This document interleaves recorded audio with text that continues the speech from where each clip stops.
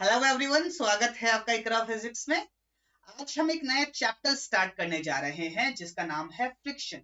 Basically अगर आप NCERT देखोगे या फिर कई किताबें देखोगे तो एनएलएम के लास्ट में ही आपको फ्रिक्शन दिख जाता है और कई किताबें फ्रिक्शन को एज अ नया चैप्टर मान के पढ़ाती है। तो हम भी फ्रिक्शन को एज अ नया चैप्टर मान के पढ़ेंगे और एक एक चीज बिल्कुल बेसिक से लेके चलेंगे और एडवांस तक आपको बिल्कुल एक एक चीज सिखाएंगे। बेसिकली फ्रिक्शन भी एक तरीके का क्या है, एक तरीके का फोर्स ही है। तो फोर्स के बारे में अगर आप मुझे ये बात बता दो सर कि उसका मैग्नीट्यूड कितना है और डायरेक्शन क्या लगेगा, तो फिर तो मुझे फोर्स के बारे में बाकी सब नॉलेज तो एनएलएम से मिल गई। और एनएलएम से मिल गई तो फोर्स कहाँ लग रहा है और कितना लग रहा है ये पता पड़ जाए तो सारे एनएलएम के फॉर्मूले में यहाँ पे लगा के, सारे कॉन्सेप्ट यहाँ पे लगा के चीजों को आराम से सॉल्व कर सकता हूँ। तो आज का लेक्चर बिल्कुल बेसिक होने वाला है।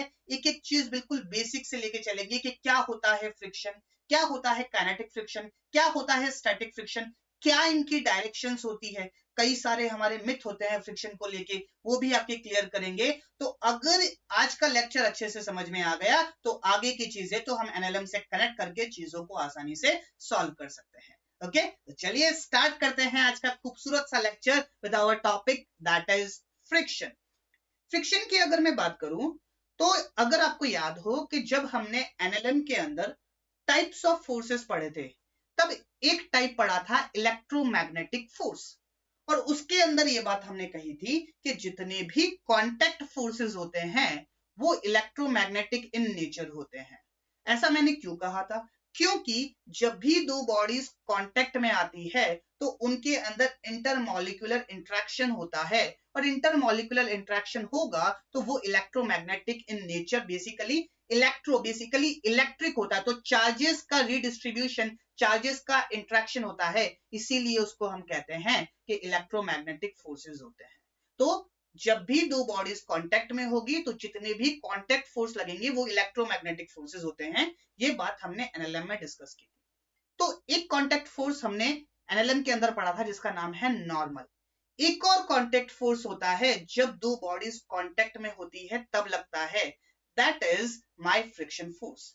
अब सवाल उठता है कि जिस तरीके से हमने ये बात कही थी एनएलएम के अंदर नॉर्मल फोर्स के लिए कि दो बॉडीज जब कांटेक्ट में होगी तो एक फोर्स हमेशा लगेगा, दैट इज नॉर्मल फोर्स। तो क्या सेम बात हम फ्रिक्शन के लिए भी कह सकते हैं क्या कि दो बॉडीज कांटेक्ट में होगी तो फ्रिक्शन फोर्स लगेगा ही लगेगा? नहीं, फ्रिक्शन फोर्स के लगने के लिए एक और कंडीशन का सेटिस्फाई होना जरूरी है, और वो कंडीशन क्या है कि जो भी दो बॉडीज कांटेक्ट में है उन दोनों के बीच में रिलेटिव मोशन होना चाहिए, या फिर रिलेटिव मोशन होने की टेंडेंसी होनी चाहिए कि वो रिलेटिव मोशन करना चाहता हो। आई बात समझ में? क्या कंडीशन है? एक तो कांटेक्ट में होनी चाहिए, दूसरी बात क्या है कि जो भी दो बॉडीज कांटेक्ट में है उन दोनों के बीच में या तो एक्चुअल में रिलेटिव मोशन हो रहा हो या फिर रिलेटिव मोशन होने की टेंडेंसी हो, तभी मैं ये बात कहूंगा कि उन दोनों बॉडीज के बीच में फ्रिक्शन फोर्स लग रहा है। चलिए देखते हैं किस तरीके से।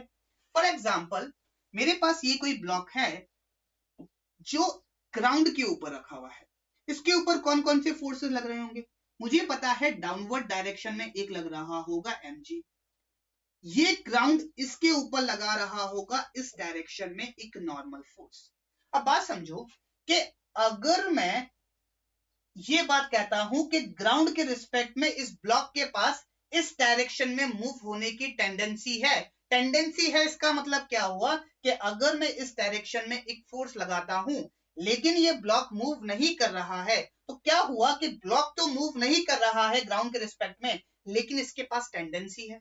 तो अगर ग्राउंड के रिस्पेक्ट में इस ब्लॉक के पास इस डायरेक्शन में मूव होने की टेंडेंसी है या फिर एक्चुअल में अगर ये इस डायरेक्शन में मूव कर रहा है तो एक और फोर्स लगेगा इस ब्लॉक के ऊपर, और जो फोर्स लगेगा उसका नाम है फ्रिक्शनल फोर्स। अब सवाल उठता है कि फ्रिक्शनल फोर्स का डायरेक्शन क्या होगा। तो चलिए समझते हैं फ्रिक्शनल फोर्स का डायरेक्शन क्या होगा। अभी के लिए मैं ये बात मान रहा हूं कि ये ब्लॉक ग्राउंड के रिस्पेक्ट में इस डायरेक्शन में मूव कर रहा है तो इसके ऊपर एक फोर्स लगेगा। अगर मैं इस सरफेस की बात करूं तो क्या ये मेरे पास कॉमन सरफेस है? तो कॉमन सरफेस के टेंजेंशियल डायरेक्शन में कॉमन सरफेस के टेंजेंशियल डायरेक्शन में एक फोर्स लगेगा जिसको मैं कहूंगा फ्रिक्शन फोर्स, जिसको हम स्मॉल f से डिनोट करते हैं। अगर इस डायरेक्शन में टेंडेंसी है तो इसके अपोजिट डायरेक्शन में फ्रिक्शन फोर्स लगता है। तो फ्रिक्शन फोर्स की का जो डायरेक्शन होता है वो हमेशा इस तरीके से डिसाइड होता है कि जिस डायरेक्शन में टेंडेंसी हो या फिर जिस डायरेक्शन में रिलेटिव मोशन हो रहा है उसके अपोजिट डायरेक्शन में फ्रिक्शन फोर्स लगेगा। और कहां लगेगा, किस डायरेक्शन में लगेगा? टेंजेंशियल डायरेक्शन में, कॉमन सरफेस के टेंजेंशियल डायरेक्शन में। तो इस डायरेक्शन को हम क्या बोलते हैं? Tangential direction. इसी को कई किताबों में हमारे पास शेयर डायरेक्शन भी बोला जाता है। तो अगर आपको कहीं पे ये दो वर्ड दिख जाए, शेयर और टेंजेंशियल, तो इन डायरेक्शन में जो फोर्स लगेगा उसको हम बोलेंगे फ्रिक्शनल फोर्स। और कब लगेगा? जब टेंडेंसी होगी या फिर एक्चुअल में रिलेटिव मोशन होगा। तो अगर मैं फ्रिक्शन फोर्स की बात करूं तो सबसे पहला जो इंपॉर्टेंट पॉइंट है वो ये है कि कैसा फोर्स है? Electromagnetic in nature. It is electromagnetic in nature. चलिए, दूसरी इंपॉर्टेंट बात कि इलेक्ट्रोमैग्नेटिक इन नेचर तो है, लेकिन किस डायरेक्शन में लगेगा? टेंजेंशियल डायरेक्शन में या फिर शेयर डायरेक्शन में।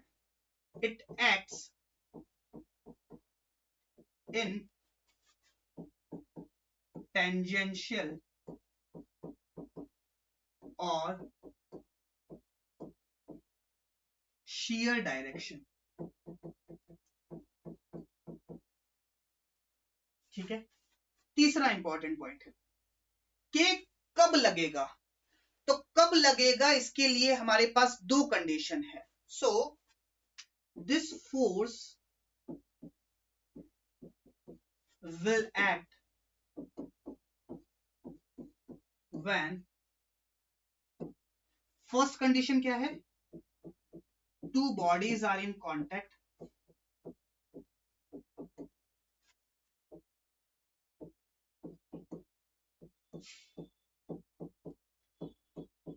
और दूसरी कंडीशन क्या है? दोनों कंडीशन सेटिस्फाई होनी चाहिए। ऐसा नहीं कि एक हो जाए दूसरी ना हो, ऐसा नहीं, दोनों कंडीशन सेटिस्फाई होना चाहिए। और दूसरी कंडीशन क्या है? Two bodies must have tendency, two bodies must have relative motion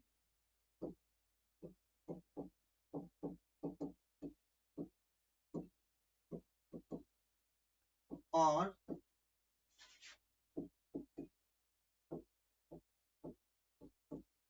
tendency of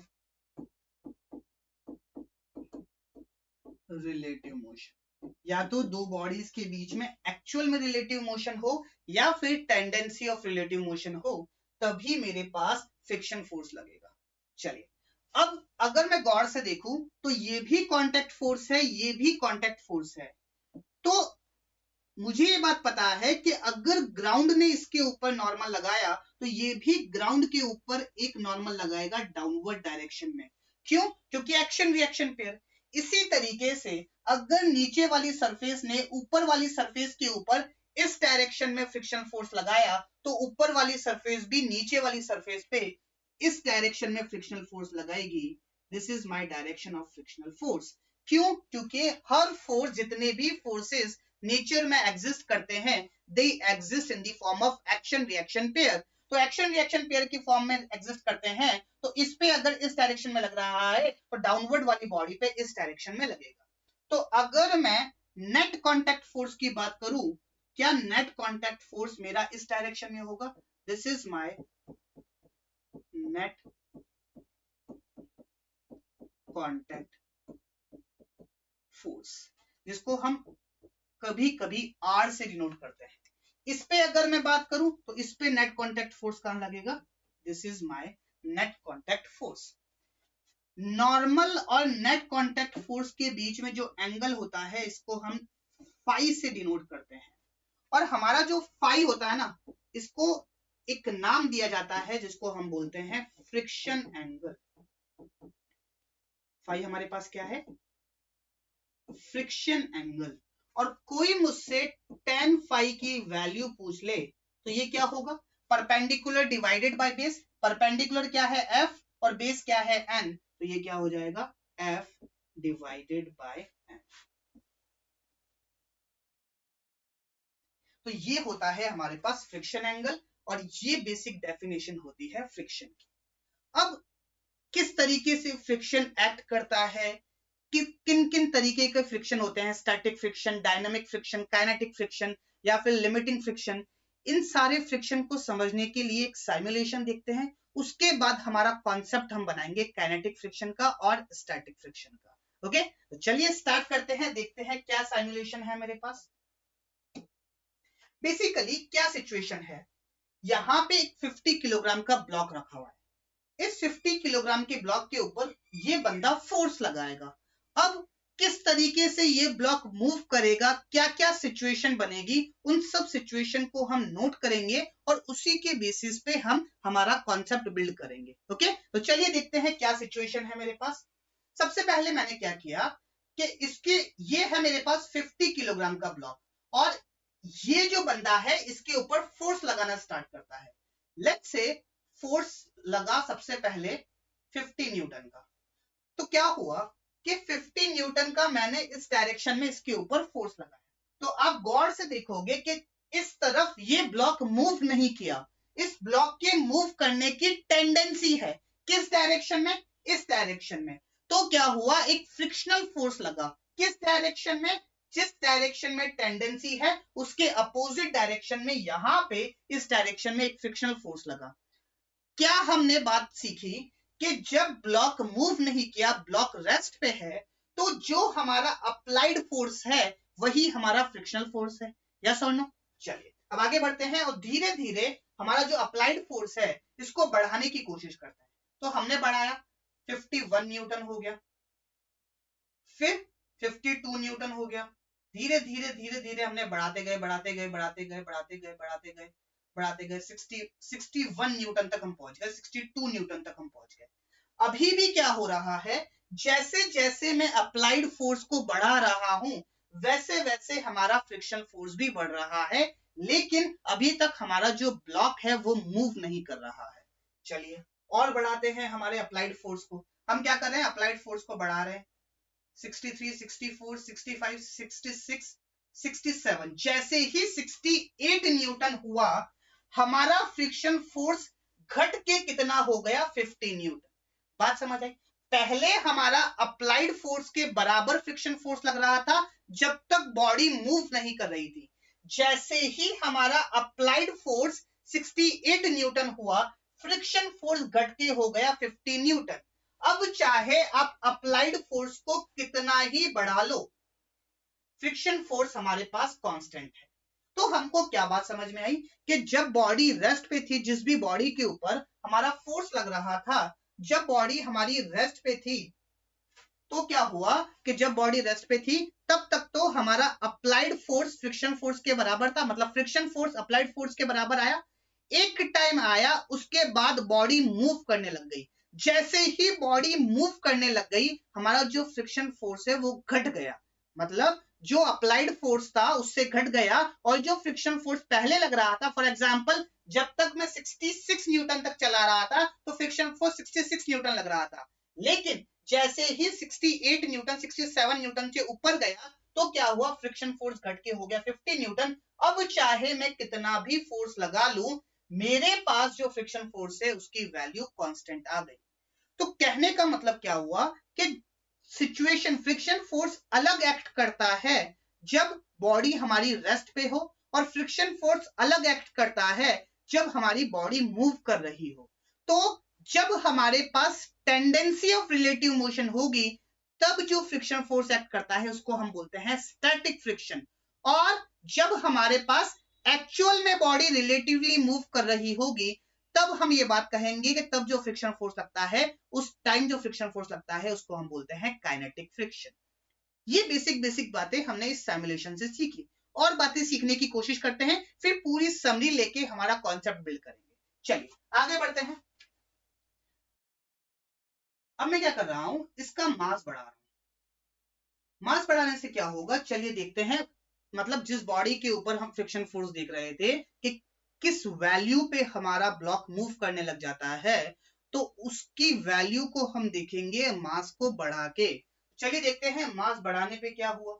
मास बढ़ाने के बाद मैंने क्या किया कि सबसे पहले 50 न्यूटन का फोर्स लगाया, फिर 100 न्यूटन का फोर्स लगाया। तो पहले जो 50 किलोग्राम का ब्लॉक था वो 68 न्यूटन पे मूव कर रहा था।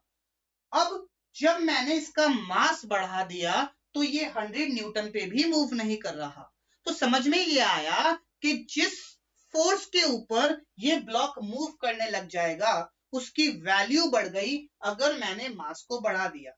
लेकिन एक्सपेरिमेंटली ये बात हमको पता पड़ी कि ये मास के ऊपर डिपेंड नहीं करता, ये डिपेंड करता है नॉर्मल के ऊपर। मतलब कि अगर मैं इसके ऊपर से एक फोर्स भी लगा देता तब भी सेम सिचुएशन होती। क्यों? क्योंकि जो नॉर्मल फोर्स है वो बढ़ गया, मास तो हमारे पास कांस्टेंट ही रहा, है ना। तो ये बात डिपेंड करती है नॉर्मल के ऊपर। इस केस में क्या हो रहा है कि जो हमारा mg है वो नॉर्मल के बराबर है, इसीलिए हमको ये महसूस हो रहा है कि ये मास के ऊपर डिपेंड करता है। लेकिन जो हमारी वैल्यू है जहां पे ब्लॉक मूव करने लग जाएगा वो डिपेंड करता है नॉर्मल के ऊपर। पूरी थ्योरी बनाएंगे, अभी सिर्फ आपको प्रैक्टिकली बता रहा हूं। चलिए देखते हैं किस तरीके से डिपेंड करता है। अब मैं क्या कर रहा हूं, 100 न्यूटन के बाद फोर्स की वैल्यू को बढ़ा रहा हूं। 105, 110, 120, 128, 130 आ गया, 132, 133, 135 और 136। जैसे ही मैंने फोर्स की वैल्यू को बढ़ा के कर दिया 136 न्यूटन, 134 तक सब सही चल रहा था। जैसे ही 136 हुआ तो क्या हुआ कि ये ब्लॉक मूव करने लग गया और फ्रिक्शन फोर्स की वैल्यू कम होके कितनी हो गई, 101 न्यूटन। तो समझ में ये आया कि जो भी हमारा फ्रिक्शन फोर्स होगा उसकी जो मैक्सिमम वैल्यू होगी वो नॉर्मल पर डिपेंड करेगी, और जब वो मूव करने लग जाएगा, काइनेटिक फ्रिक्शन में आ जाएगा, तब भी उसकी वैल्यू नॉर्मल फोर्स पर डिपेंड करेगी और डायरेक्टली प्रोपोर्शनल होगी। जब हमारा नॉर्मल 50 न्यूटन 500 न्यूटन था तब हमारा फ्रिक्शन फोर्स लग रहा था 51 न्यूटन। जब हमारे पास नॉर्मल की वैल्यू कितनी हो गई, 1000 न्यूटन हो गई, तो फ्रिक्शन फोर्स हो गया 101 न्यूटन। तो अप्रोक्सीमेटली हम इस सिमुलेशन से ये बात सीख सकते हैं कि काइनेटिक फ्रिक्शन जो होगा वो डायरेक्टली प्रोपोर्शनल टू नॉर्मल होगा। आई होप ये सारी बातें आपको समझ में आई होगी। चलिए इसी के बेसिस पे हम हमारी थ्योरी को बिल्डअप करते हैं और चीजों को समझने की कोशिश करते हैं। तो सबसे पहली बात कि अगर मैं फ्रिक्शन को क्लासिफाई करूं दो कैटेगरी में, तो सबसे पहली जो कैटेगरी है वो है काइनेटिक फ्रिक्शन और दूसरी कैटेगरी है स्टैटिक फ्रिक्शन। स्टैटिक फ्रिक्शन की अगर मैं बात करूं तो ये लगेगा when there is tendency of relative motion. जब दो बॉडीज के बीच में टेंडेंसी होगी रिलेटिव मोशन की, एक्चुअल में रिलेटिव मोशन नहीं हो रहा होगा, तब जो फोर्स लगेगा, तब जो फ्रिक्शन फोर्स लगेगा उसको हम बोलते हैं स्टैटिक फ्रिक्शन फोर्स। याद करो जब फर्स्ट केस में हमारे पास जो ब्लॉक था वो 50 किलोग्राम का था, तो जब हमने यहां पे 1 Newton 2 Newton 10 Newton 50 Newton force लगाया तो ये ब्लॉक मूव नहीं कर रहा था। तब इस केस में जो फ्रिक्शन फोर्स पीछे की तरफ लग रहा था वो जो फ्रिक्शन फोर्स था उसको हम कहेंगे static friction force. Kinetic friction की अगर मैं बात करूं तो ये तब लगेगा जब हमारे पास एक्चुअल में रिलेटिव मोशन हो रहा होगा, when there is relative motion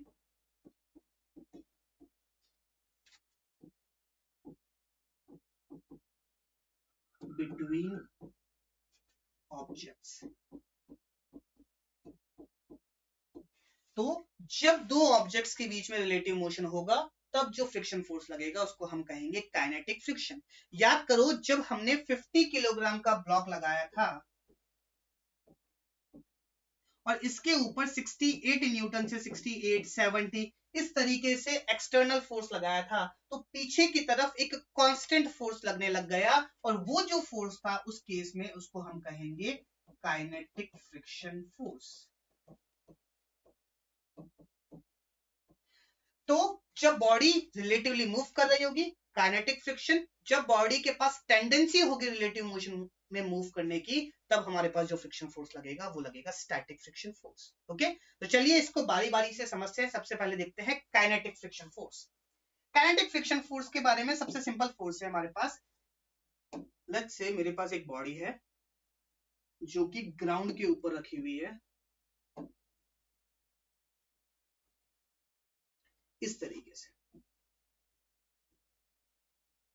और ग्राउंड के रिस्पेक्ट में इस बॉडी के पास इस डायरेक्शन में कोई वेलोसिटी है।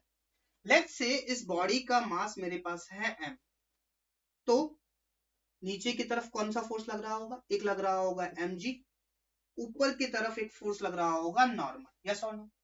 अब इस m मास के ब्लॉक के पास इस डायरेक्शन में वेलोसिटी है, मतलब ग्राउंड के रिस्पेक्ट में ये इस डायरेक्शन में जा रहा है, there is actually a relative motion. तो क्या होगा, इसके अपोजिट डायरेक्शन में एक फोर्स लगेगा जिसको हम बोलेंगे काइनेटिक फ्रिक्शन। और ये काइनेटिक फ्रिक्शन क्या चाहेगा कि इसके रिलेटिव मोशन को अपोज करूं और दोनों बॉडीज को साथ में ले आऊं, मतलब ग्राउंड और इस ब्लॉक को साथ में लेके चलूं। ओके, तो ये काइनेटिक फ्रिक्शन फोर्स लगेगा। चलिए अब इसके मैग्नीट्यूड की अगर मैं बात करूं तो प्रैक्टिकली ये बात पाई जाती है कि जो काइनेटिक फ्रिक्शन फोर्स होता है ये डायरेक्टली प्रोपोर्शनल होता है नॉर्मल के। तो जब प्रोपोर्शनैलिटी का साइन हटता है तो एक कांस्टेंट आता है, इसको हम बोलते हैं म्यू के।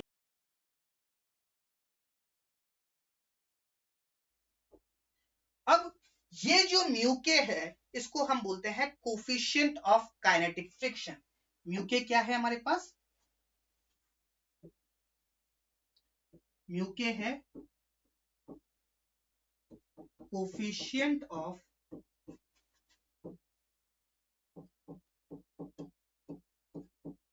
Kinetic friction.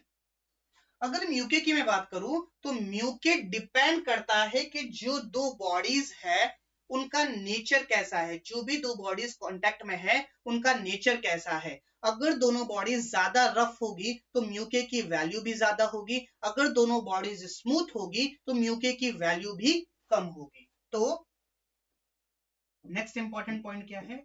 डिपेंड्स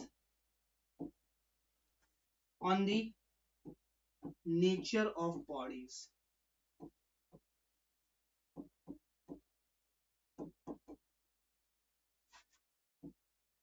अगर बॉडीज रफ है तो इसका मतलब म्यूके जो है वो ज्यादा है, अगर बॉडीज स्मूथ है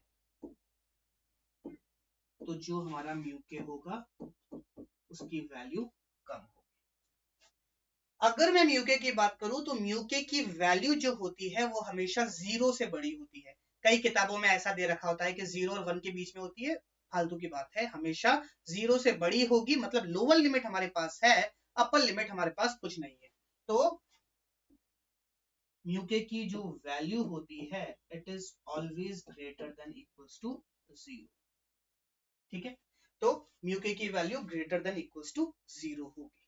चलिए, तो ये कुछ बात थी फ्रिक्शन फोर्स के बारे में। ये तो हमने देख लिया कि फ्रिक्शन फोर्स जो काइनेटिक फ्रिक्शन फोर्स होगा वो होगा म्यूके इनटू एन। अब इसके डायरेक्शन की बात करते हैं। तो अगर मैं काइनेटिक फ्रिक्शन फोर्स के डायरेक्शन की बात करूं तो इसका जो डायरेक्शन होगा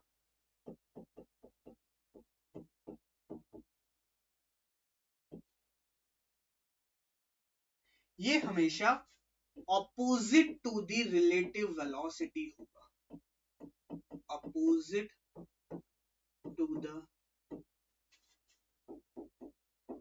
रिलेटिव वेलोसिटी।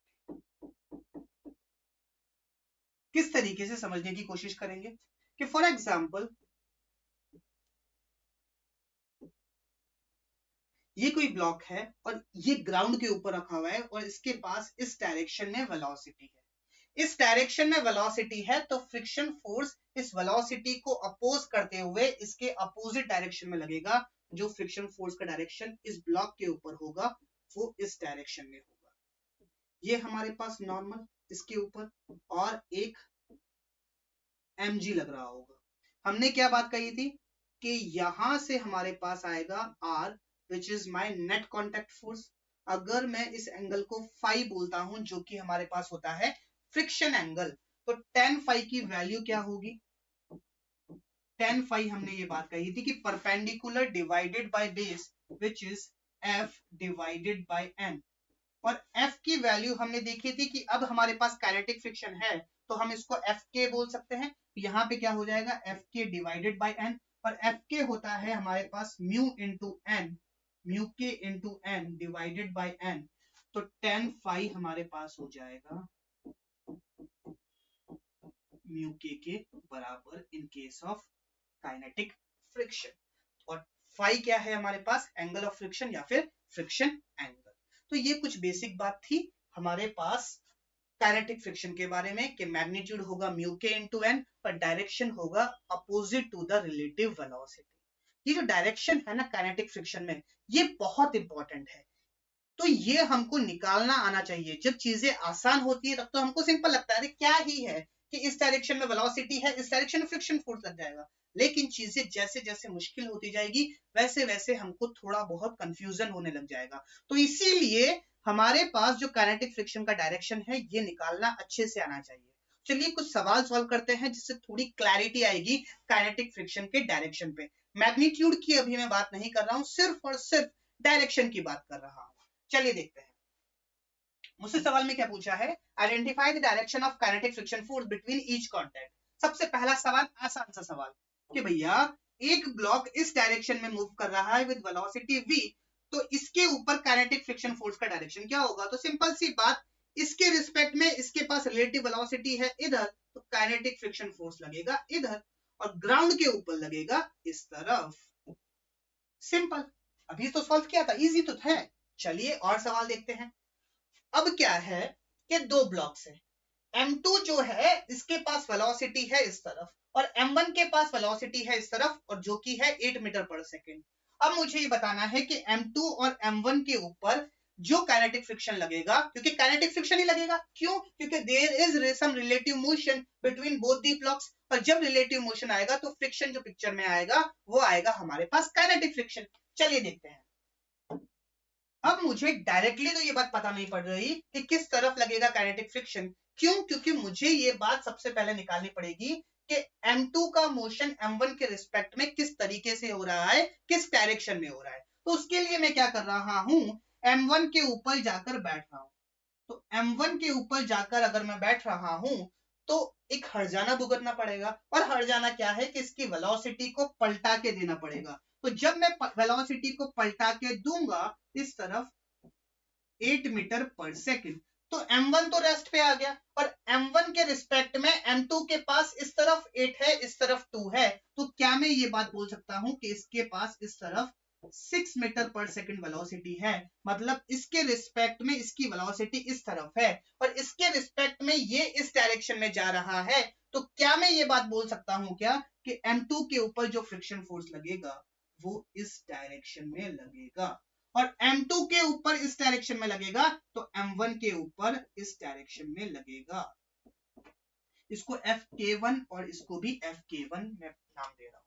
K1 क्यों दे रहा हूं? क्यों? क्योंकि अगर मैं ये बात कह रहा हूं कि नीचे वाली सरफेस भी रफ है तो M1 के ऊपर दो फ्रिक्शन फोर्स लगेंगे। एक फ्रिक्शन फोर्स जो M2 M1 पे लगा रहा होगा और एक फ्रिक्शन फोर्स जो ग्राउंड M1 पे लगा रहा होगा। चलिए अब वो निकालते हैं जो ग्राउंड M1 पे लगा रहा होगा। अगर मैं ग्राउंड के रिस्पेक्ट में देखूं तो M1 इस तरफ जा रहा है 8 मीटर पर सेकेंड से, तो क्या होगा कि M1 के ऊपर एक फ्रिक्शन फोर्स लगेगा इस डायरेक्शन में विच इज माय FK2, और M1 ग्राउंड के ऊपर लगाएगा इस डायरेक्शन में विच इज FK।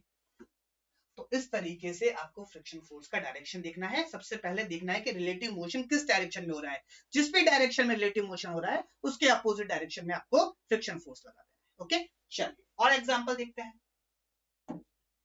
अब मेरे पास क्या है कि ये इस तरफ 2 मीटर पर सेकंड से जा रहा है, ये इस तरफ 8 मीटर पर सेकंड से जा रहा है। तो सिंपल सी बात, मैं क्या करूंगा, m1 पे जाके बैठ जाऊंगा। m1 पे जाके बैठूंगा तो एक हर्जाना भुगतना पड़ेगा। हर्जाना क्या होगा कि इसकी वेलोसिटी को पलटा के देना पड़ेगा। इसकी वेलोसिटी को पलटा के दिया तो 2 इधर 8 इधर, तो क्या मैं ये बात बोल सकता हूँ कि m1 के रिस्पेक्ट में m2 के पास इस डायरेक्शन में वेलोसिटी है 10 मीटर पर सेकंड, और जब इस डायरेक्शन में वेलोसिटी है तो इसके ऊपर फ्रिक्शन फोर्स लगेगा F1 इस डायरेक्शन में, और इसके ऊपर इस डायरेक्शन में तो M1 के ऊपर लगेगा इस डायरेक्शन। अब M1 ग्राउंड के रिस्पेक्ट में इस तरफ जा रहा है तो इसके ऊपर एक और फ्रिक्शन फोर्स लगेगा विच इज F2 इस डायरेक्शन में। तो हमेशा रिलेटिव मोशन देख के चीजों को सॉल्व करना है। ओके, चलिए आगे बढ़ते हैं, एक दो एग्जांपल्स और देखते हैं।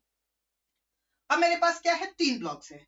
3 ब्लॉक्स है तो क्या हुआ, इन दोनों के बीच में देखना है तो किसी के ऊपर भी जाकर बैठ जाओ। मैं जाकर बैठ रहा हूं बी के ऊपर, तो बी के ऊपर जाकर बैठूंगा तो इसकी वेलोसिटी को पलटा के देना पड़ेगा। इसकी वेलोसिटी को पलटा के दूंगा 4 मीटर पर सेकंड, इधर 4 इधर 1, तो ओवरऑल मैं ये बात कह सकता हूं कि बी के रिस्पेक्ट में जो सी वाला ब्लॉक है वो इस तरफ जा रहा होगा 3 मीटर पर सेकंड से, और जब बी के रिस्पेक्ट में सी वाला ब्लॉक इस तरफ 3 मीटर पर सेकंड से जा रहा होगा तो इसके ऊपर जो फ्रिक्शन फोर्स लगेगा वो लगेगा इस डायरेक्शन में, जिसको मैं नाम दे रहा हूं F1। वैल्यू पे हम आएंगे थोड़ी देर बाद, सबसे पहले डायरेक्शन निकालना सीखते हैं। तो इसके रिस्पेक्ट में ये इधर जा रहा है तो इसके ऊपर फ्रिक्शन फोर्स लगा इस डायरेक्शन में, इसके ऊपर इधर लगा तो एक्शन रिएक्शन पेयर की वजह से इस तरफ लगा इसके ऊपर F1। अब बी की बात करते हैं, बी और ए की बात करते हैं, जितने भी कॉन्टेक्ट्स होंगे ना उन सब की बात करेंगे। तो बी और ए की बात करूं तो अगेन मैं बी के पास जाकर बैठ गया, बी के ऊपर जाकर बैठ गया तो बी के ऊपर जाकर बैठने का एक हर्जाना भुगतना पड़ेगा, दैट इज इसकी वेलोसिटी को पलटा के देना पड़ेगा which is 4 metre per second. अब बी के रिस्पेक्ट में इसके पास इधर 4 है इधर 2 है, तो क्या ये इधर 2 मीटर पर सेकंड से जा रहा होगा, यस और नो? तो ओवरऑल वेलोसिटी जो ए की होगी वो होगी इस डायरेक्शन में 2 मीटर पर सेकंड। अब बी के रिस्पेक्ट में ए के पास इस डायरेक्शन में वेलोसिटी है तो ए के ऊपर इस डायरेक्शन में लगेगा friction force which is F2, और ए के ऊपर इस डायरेक्शन में लगा तो बी के ऊपर लगेगा इस डायरेक्शन में F2।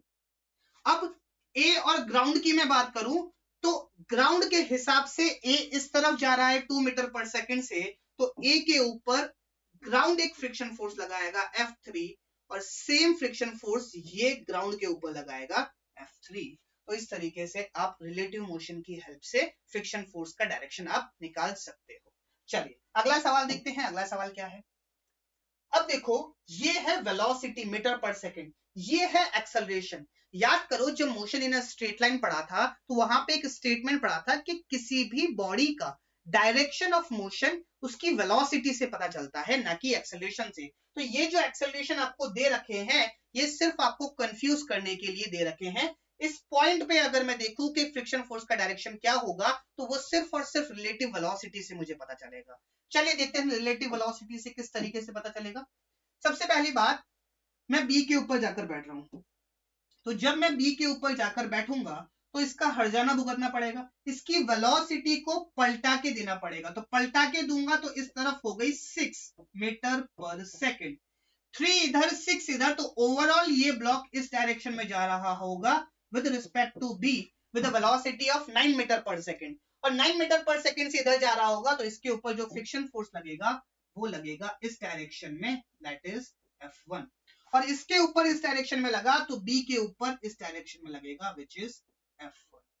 अब इन दोनों कॉन्टेक्ट की अगर मैं बात करूं तो अगेन मैं बी के पास जाकर बैठ गया, बी के पास जाकर बैठूंगा तो एक हर्जाना भुगतना पड़ेगा, दैट इज इसकी वेलोसिटी को पलटा के देना पड़ेगा। इसकी वेलोसिटी को पलटा के दूंगा तो इस तरफ आएगी 6 मीटर पर सेकंड, 10 इधर 6 इधर, तो ओवरऑल ये इस तरफ मूव कर रहा होगा with a velocity of 16 meter per second.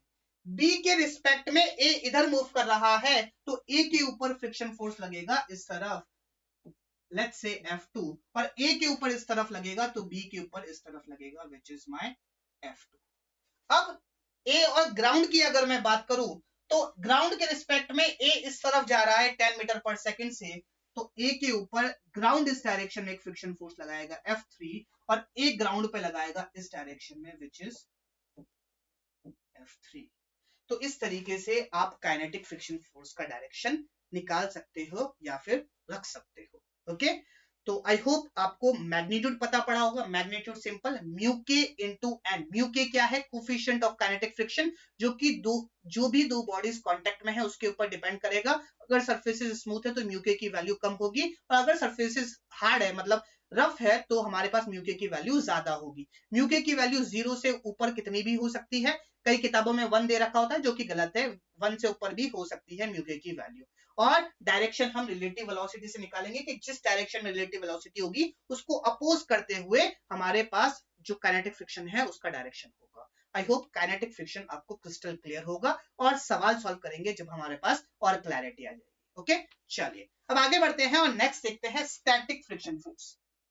Static friction force के बारे में क्या इंपॉर्टेंट बात है कि ये सिर्फ और सिर्फ तब लगेगा when there is tendency of relative motion। जब दो ऑब्जेक्ट्स के बीच में टेंडेंसी होगी रिलेटिव मोशन की, तब ये फोर्स एक्ट करेगा। याद करो कि जब हमने उस ब्लॉक के ऊपर 50 किलोग्राम वाले ब्लॉक पे 68 न्यूटन से पहले जो फोर्सेस थे, तब वो ब्लॉक मूव नहीं कर रहा था, लेकिन उसके अंदर टेंडेंसी थी रिलेटिव मोशन की। तब जो फ्रिक्शन फोर्स लग रहा था वो हमारे पास था स्टैटिक फ्रिक्शन फोर्स। सबसे इंपॉर्टेंट बात कि ये फोर्स कब तक लगेगा? जब हमारे पास टेंडेंसी होगी, at when there is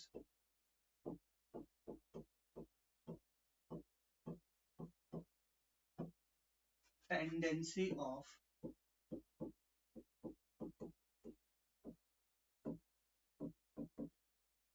relative motion, जब रिलेटिव मोशन की टेंडेंसी होगी। चलिए देखते हैं किस तरीके से। फॉर एग्जांपल अगेन मेरे पास कोई एक ब्लॉक है जो कि ग्राउंड के ऊपर रखा हुआ है और अच्छा खासा भारी ब्लॉक है, मतलब उसी ब्लॉक को मान लो, है ना। तो मैंने क्या किया कि सबसे पहले इसके ऊपर लगाया एक force, external force. Let's say इस एक्सटर्नल फोर्स की वैल्यू है 10 न्यूटन। तो भैया कि एक्सटर्नल फोर्स मैंने लगाया 10 न्यूटन, और ये चीज ऑब्जर्व की कि ये ब्लॉक मूव नहीं किया।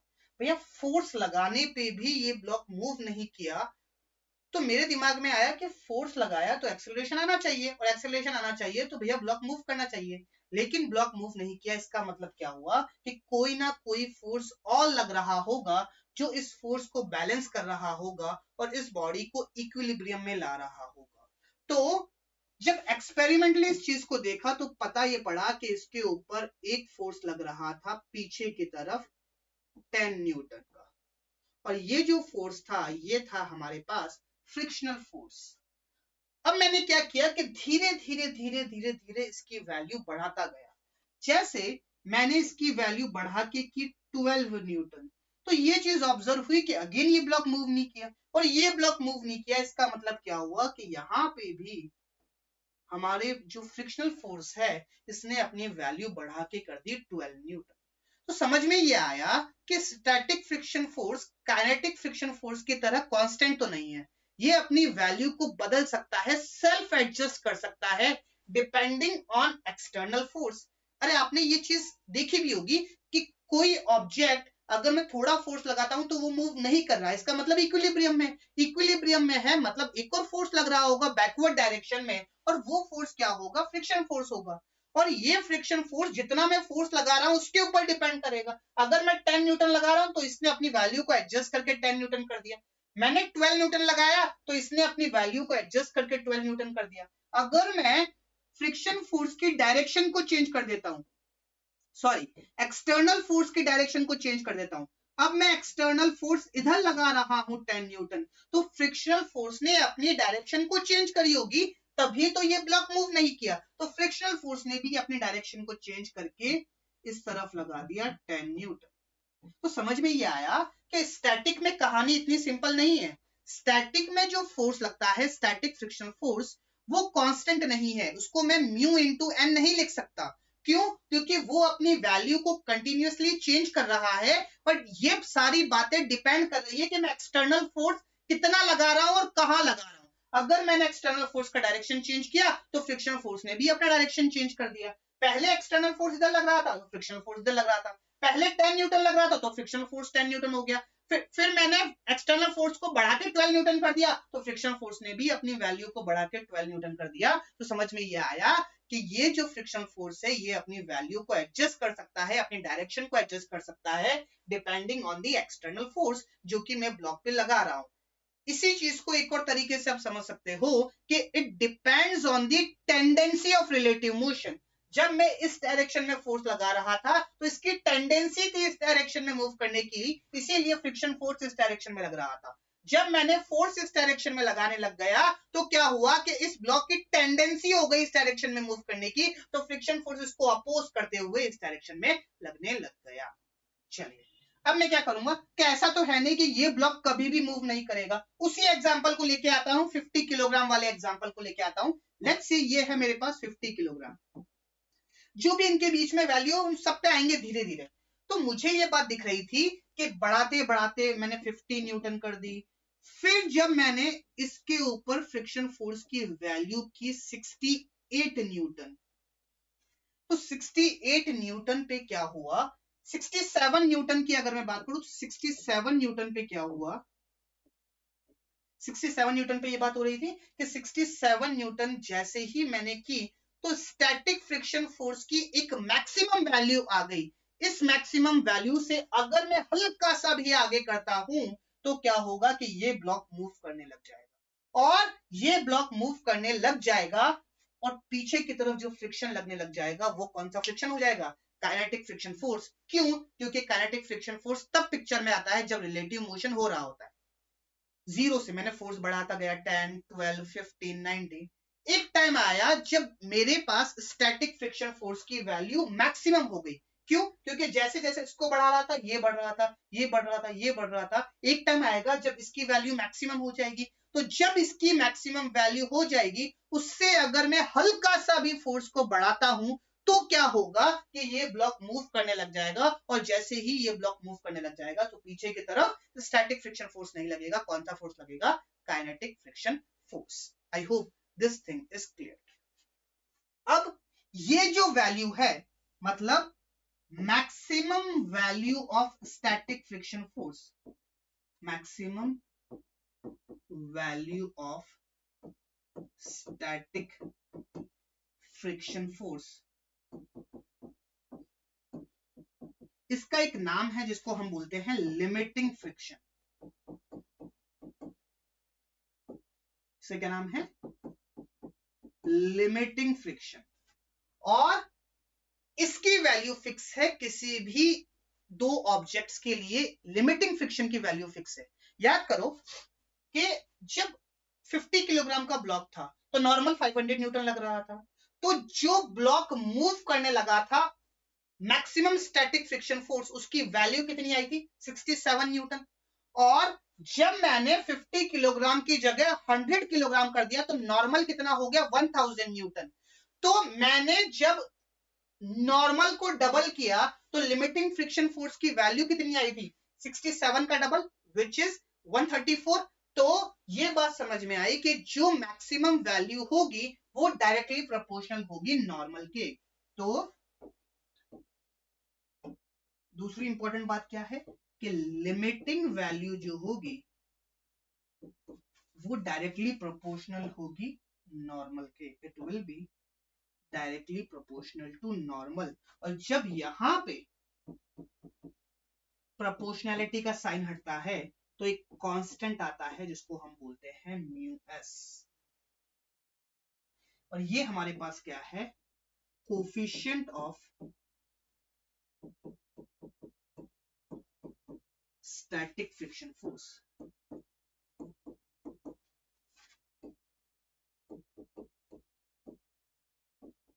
और इसकी वैल्यू भी 0 से बड़ी होगी।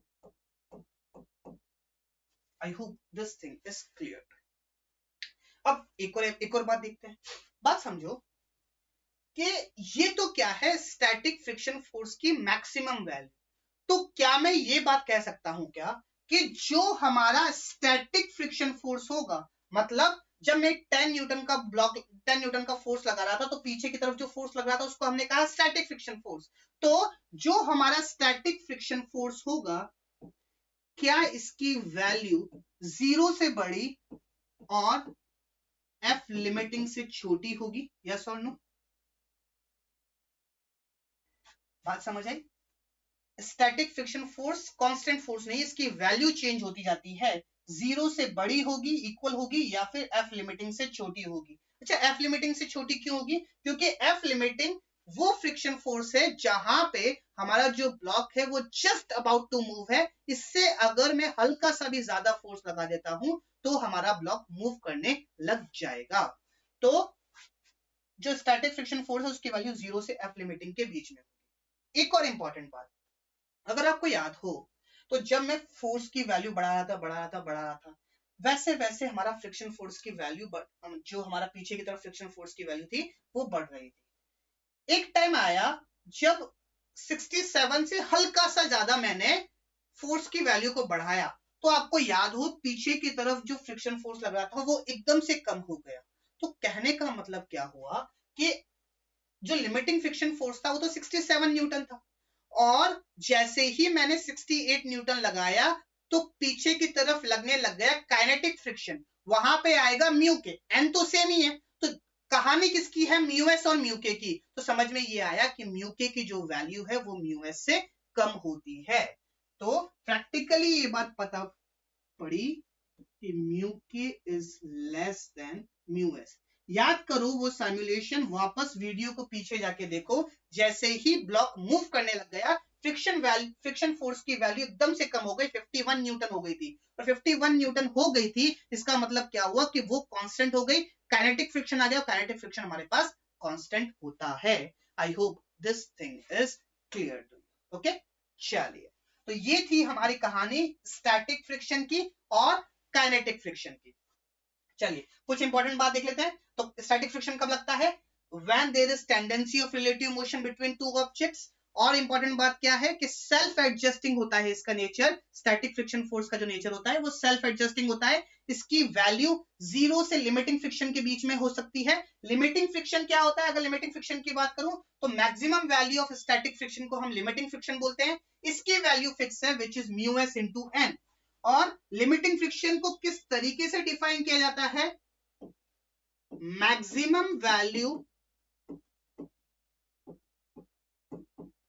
Of static friction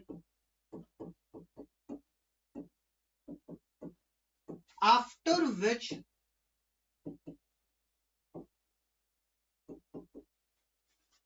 block just starts to move,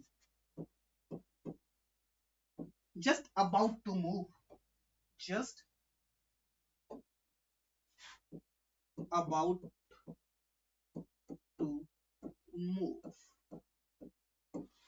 I hope this thing is clear to you। और हम ये बात भी कह सकते हैं कि जो हमारा स्टैटिक फ्रिक्शन फोर्स होगा वो 0 से एफ लिमिटिंग के बीच में होगा, या फिर 0 से म्यू एन के बीच में होगा, म्यू एस इंटू एन के बीच में होगा स्टैटिक फ्रिक्शन फोर्स।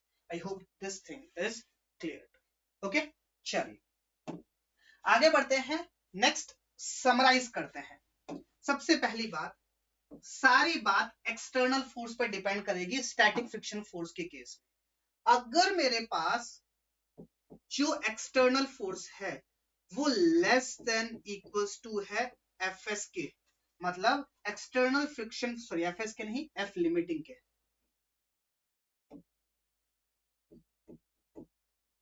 अगर मेरे पास जो एक्सटर्नल फोर्स है वो लेस देन इक्वल्स टू है एफ लिमिटिंग के, तो जो हमारा एफ एस होगा, सॉरी, तो जो हमारा स्टैटिक फ्रिक्शन फोर्स होगा वो एफ के बराबर होगा। यस और नो? और जब हमारे पास एफ की वैल्यू ग्रेटर देन हो जाएगी एफ लिमिटिंग के, तो जो हमारा क्या बोलते हैं फ्रिक्शन होगा वो काइनेटिक होगा, और काइनेटिक की वैल्यू कितनी हो जाएगी? म्यू के इंटू एन। और अगर इक्वल्स टू वाला केस, अगर मैं यहाँ पे इक्वल्स टू वाला केस नहीं लगाता हूँ, इक्वल्स टू वाले केस को अलग से लिखता हूँ, तब भी मैं चीजों को सॉल्व कर सकता हूँ। तीसरा केस क्या है कि जब हमारा एक्सटर्नल फोर्स F लिमिटिंग के बराबर हो जाएगा तो क्या हो जाएगा कि फ्रिक्शन फोर्स स्टैटिक ही रहेगा और ये हो जाएगा mu s into n which is F limiting. I hope this thing is clear. Okay, चलिए अब एक और एग्जांपल देखते हैं जिससे थोड़ी और क्लैरिटी आएगी। क्या है कि मेरे पास ये 2 किलोग्राम का ब्लॉक है और इसके ऊपर मैंने इस डायरेक्शन में एक एक्सटर्नल फोर्स लगाया F। तो मुझसे सवाल में ये बात पूछी है कि सबसे पहले आप लिमिटिंग फ्रिक्शन निकालिए और काइनेटिक फ्रिक्शन कितना लगेगा उसकी वैल्यू निकालिए। तो चलिए देखते हैं, सबसे पहले F लिमिटिंग निकालते हैं। F लिमिटिंग की अगर मैं बात करूं तो ये होता है म्यू एस इंटू एन। नीचे की तरफ इसके ऊपर लग रहा है 20 न्यूटन, ऊपर की तरफ लग रहा है नॉर्मल। तो नॉर्मल की वैल्यू कितनी हो जाएगी 20 न्यूटन। म्यू एस है 0.3 और नॉर्मल है 20, तो ये हो जाएगा 6 न्यूटन। तो जो लिमिटिंग फ्रिक्शन की वैल्यू आई वो आई 6 न्यूटन। अब काइनेटिक फ्रिक्शन की अगर मैं बात करूं एफ के, ये होता है म्यू के इंटू एन। इसकी वैल्यू कितनी हो जाएगी 0.2 इंटू 20 विच इज 4 न्यूटन। ये एफ लिमिटिंग और एफ के आ गया। अब मैं एक ग्राफ बना रहा हूं, उसके लिए एक टेबल बनानी जरूरी है। तो चलिए देखते हैं टेबल क्या है मेरे पास, यहां पे बनाते हैं।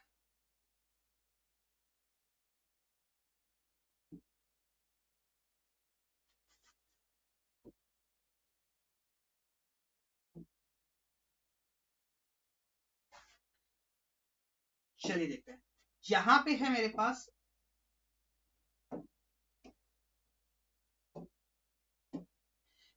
मेरे पास एफ की वैल्यू न्यूटन में, यहां पे है मेरे पास फ्रिक्शनल फोर्स की वैल्यू न्यूटन में, और यहां पे है मेरे पास एक्सेलरेशन, और एक्सेलरेशन किसमें होगा metre per second square. Okay, चलिए अब मैं क्या कर रहा हूं, एफ की वैल्यू को धीरे धीरे बढ़ा रहा हूं। सबसे पहले लगा रहा हूं 1 न्यूटन।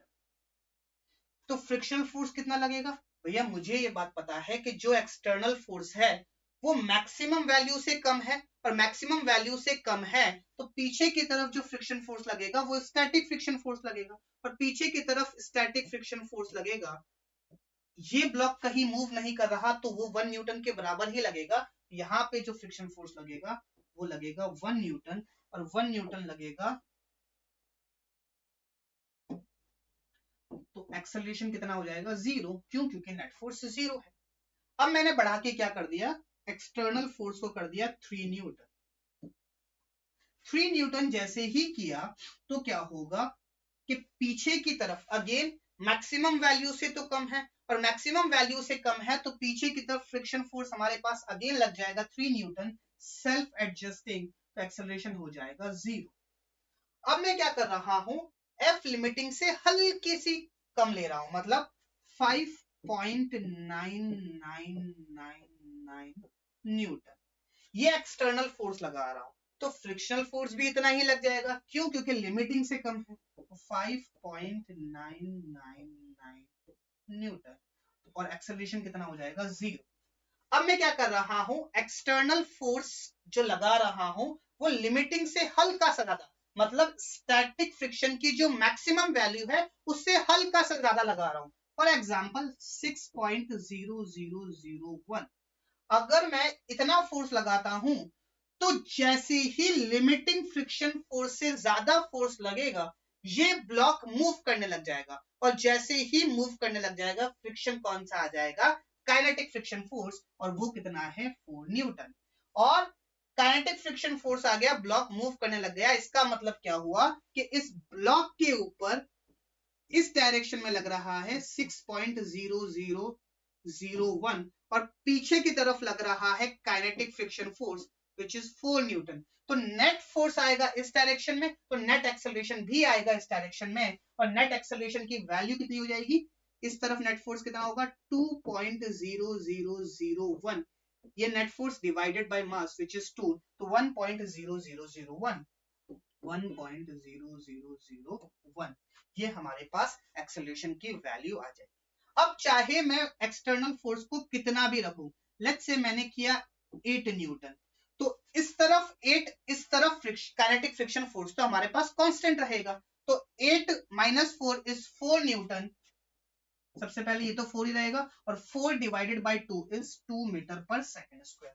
अब मैंने 10 कर दिया, तो 10 - 4, फ्रिक्शन फोर्स तो हमारे पास 4 ही रहेगा, 10 - 4 which is 6 divided by 2 is 3 meter per second square. अब चाहे मैं कितनी भी वैल्यू बढ़ाता जाऊं, हमारे पास जो फ्रिक्शन फोर्स होगा वो सेम ही रहेगा विच इज 4 न्यूटन। क्यों? क्योंकि अब काइनेटिक फ्रिक्शन पिक्चर में आ गया है और काइनेटिक फ्रिक्शन हमारे पास सेम ही रहता है, कांस्टेंट रहता है। तो अगर मैं ग्राफ बनाने जाऊं, किस किस का ग्राफ बनाने जाऊं, friction force versus external force का, तो किस तरीके से ग्राफ बनेगा चलिए देखते हैं।